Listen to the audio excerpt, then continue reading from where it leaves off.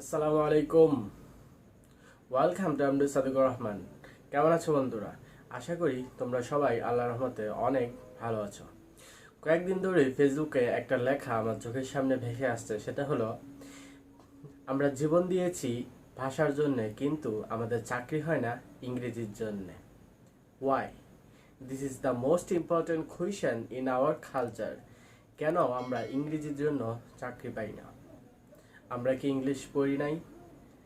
যদি তুমি চিন্তা করো, আমরা ক্লাস 1 থেকে 1 2 3 4 5 6 7 8 9 এরকম করে তুমি যে পর্যন্ত যাও না কেন, SSC, intermediate, even if you are now student in honors level, then you do not know how to speak in English. কেন আমরা ইংলিশে কথা বলতে পারি না? এটার পিছনে একটা মোস্ট ইম্পর্টেন্ট একটা রিজন লুকিয়ে আছে, সেটা আমাদেরকে অবশ্যই খুঁজে বের করতে হবে।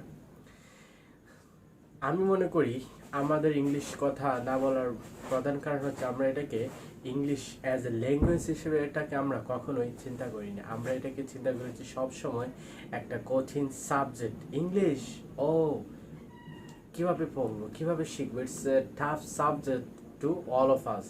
That's I don't know how to talk in English.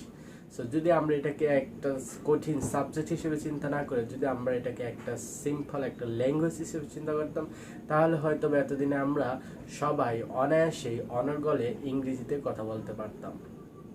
Just চিন্তা করো, যখন আমরা ছোট ছিলাম আমরা কিভাবে এই আমাদের মাদার টাং কিভাবে আমরা আমাদের বাংলা ভাষাটাকে অর্জন করেছি। আমরা কি জন্মের পর থেকেই বাংলা ভাষায় কথা বলেছি? নো, কখনোই না। আমরা কি করেছি? এটাকে অর্জন করেছি আস্তে আস্তে। যখন আমরা ছোট ছিলাম তখন কি আমরা আমাদের পরিবেশের থেকে আমাদের বাবা মা আত্মীয় স্বজনরা কি অল্প অল্প করে আমাদের সাথে বাংলা ভাষা বলতো, আমরা কি এগুলো শুনে শুনে এগুলা আমাদের মাথায় দটগুলো কি হয়েছিল, গেঁথে গিয়েছিল। তখন থেকে আমরা আস্তে আস্তে বলা শুরু করি। যখন আমরা আস্তে আস্তে বড় হই, আমরা শুনতে শুনতে একসময় কি বলা শুরু করি, তারপর কি পড়তে, তারপর লিখতে শুরু করি। That means we do not learn our native language in one day. আমরা কিন্তু আমাদের মাতৃভাষাটা একদিনে শিখিনি, এটা আস্তে আস্তে। সো ঠিক একইভাবে যদি তুমি ইংলিশে কথা বলতে চাও বা ইংলিশ সম্পর্কে তুমি কিছু বলতে চাও, ইংলিশ সম্পর্কে জ্ঞান অর্জন করতে চাও, তাহলে তোমাকে আস্তে আস্তে শিখতে হবে। সো আমরা তো ক্লাস 1 10 ইন্টারমিডিয়েট পর্যন্ত কি আমরা ইংলিশ পড়ে এসেছি? আমরা কি কখনো ইংলিশে কথা বলার চেষ্টা করেছি? আমি তো মনে করি না, আমরা কখনোই ইংলিশে কথা বলার জন্য চেষ্টা করি না। আমরা শুধু ইংলিশ অ্যাজ এ সাবজেক্ট আমাদের পড়তে হবে, পরীক্ষায় পাশ করতে হবে, সেই জন্যই কি আমরা ইংলিশটা পড়েছি। যদি এতদিন আমরা প্র্যাকটিস করতাম কিভাবে ইংলিশে কথা বলতে হয়, কিভাবে ইংলিশে একটা স্পিচ দিতে হবে 5টা লোকের সামনে দাঁড়িয়ে, তাহলে এতদিনে হয়তো বা আমরা ইংলিশটাকে অর্জন করে ফেলতাম। So we have do not to worry about our English.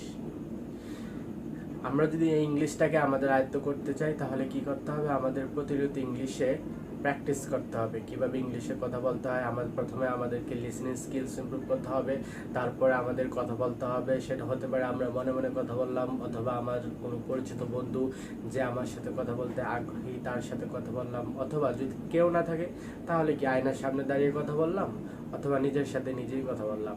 এভাবেই আমাদেরকে আমাদের ইংলিশটাকে ইমপ্রুভ করে সামনের দিকে এগিয়ে নিয়ে যেতে হবে।